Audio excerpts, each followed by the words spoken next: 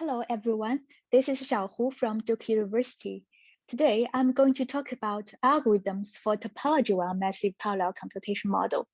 This is a joint work with Paris Cultures from Wisconsin-Madison and Spiros Blanas from Ohio State.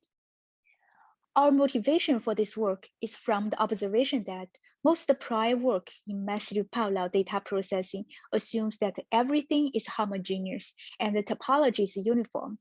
More specifically, every compute node has the same computational capability and can communicate with every other node with the same latency and bandwidth.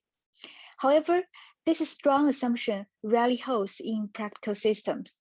A natural question is, can we leverage network topology to make data processing faster? Let me first show some examples of topology used in parallel computation, such as star, grid, fat tree, and even more complicated structures. They display the heterogeneous communication patterns between compute nodes. Let me further show some experimental evidence. Consider the very simple case of two-table join over a uniform data distribution. There's one link much slower than others in this network. The naive uniform hashing will be bottlenecked by the slowest link. However, a topology-aware hashing will route data with probability proportional to the bandwidth, and this strategy can significantly improve the performance of uniform hashing in practice. This small example again shows that the topology matters a lot in massive parallel data processing. To study data processing in heterogeneous systems, we use the topology-aware MPC model.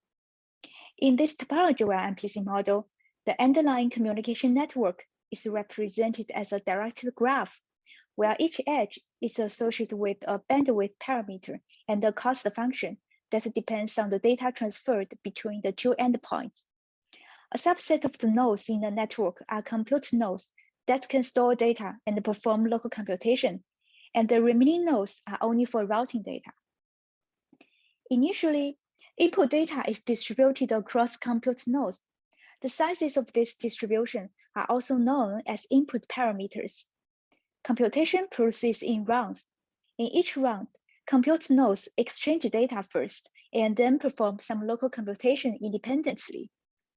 It should be noted that there is no limit on the size of data that can be transmitted through a single edge, and any pair of nodes can exchange data in a single round as long as the algorithm can specify a valid routing path.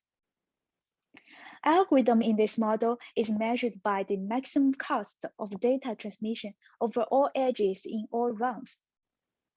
And we take the first step into investigating three fundamental data processing tasks in this topology-aware MPC model: how to sort, how to do set intersection, how to do Cartesian product. We focus on symmetric tree topology, while the underlying network is a tree, and each edge has the same bandwidth parameter and the cost function in two directions.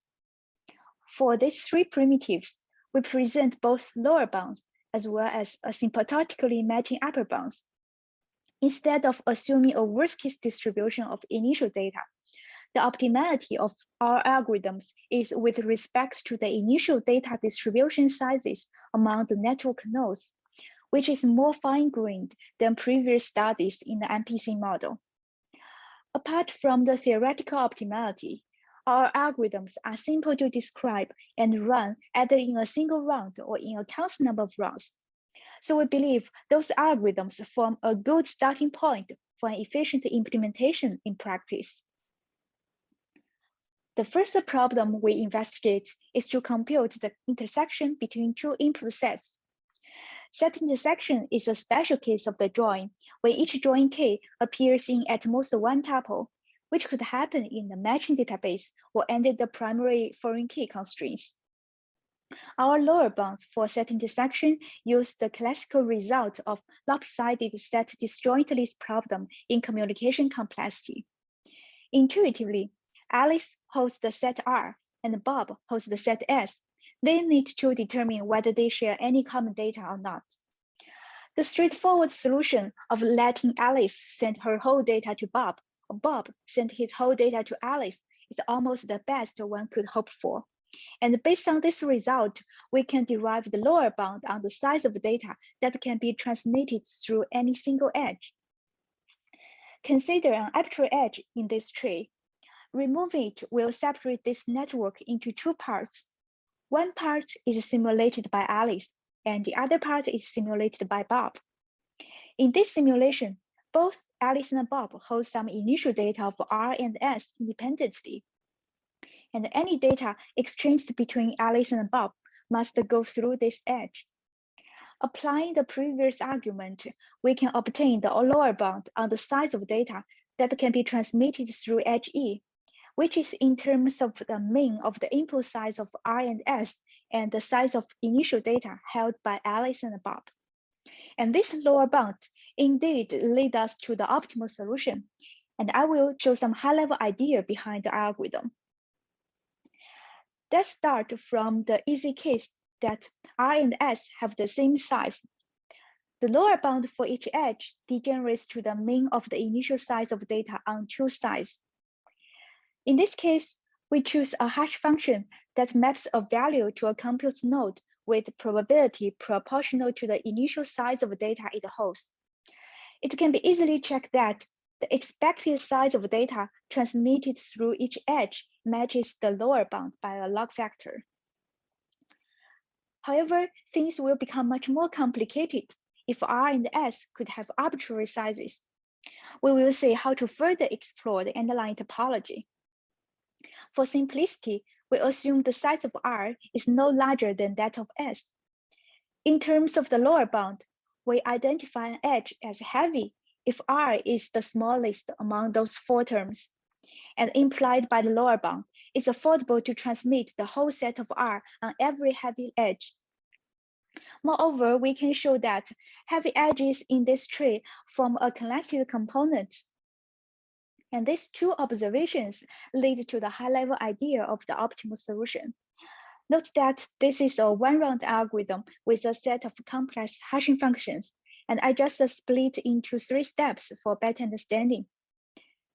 In the first step, we let all compute nodes send their R data to all nodes instant to the heavy edges.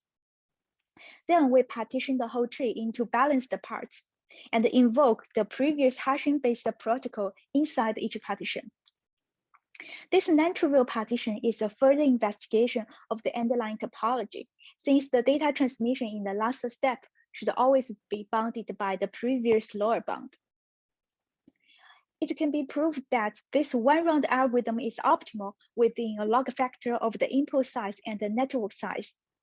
It's interesting that the algorithm we designed does not use the bandwidth to decide what to send and where to send. Instead, what matters is the connectivity of the network and how the data is initially distributed. This is a significant practical advantage, since bandwidth information might be imprecise or have high variability at runtime. Next, I will give a short summary of our results on the Cartesian product and the sorting. More interesting details can be found in our full paper. For Cartesian product, our goal is to enumerate all combinations of tuples in R and S. It's also a special case of join when a join key appears in all input tuples. Our lower bound for Cartesian product is derived by the requirements that every pair of tuples should be emitted by at least one compute node, and when a pair is emitted, these two tuples should reside on the same compute node. We show a deterministic algorithm that can compute the Cartesian product within a constant factor from the lower bound. But this result holds for a restrictive case when R and S have the same input size. The general case when R and S can have arbitrary input size already becomes very complicated. So far, we have designed a specific algorithm for tackling this general case on symmetric star, but how to extend this to symmetric tree topology is still unclear. And for sorting, our goal is to redistribute data in an ordered way. We first define an ordering of the compute nodes. After picking an arbitrary node as the root, any left to right traversal of the underlying network tree is a valid ordering of the compute nodes. After sorting, data on nodes with smaller index should be no larger than that on node with larger index. And our lower bound is derived from the data movement required by a valid ordering. We present a sampling-based sorting algorithm, which runs in a constant number of runs and matches the lower bound by a constant factor with a high probability. This protocol is again independent of the topology and the bandwidth, but the initial data distribution affects the heavy light node partition in the algorithm. Our results in this paper is just a starting point of data processing in a topology-aware massive parallel system. There are a lot of interesting questions to be further explored.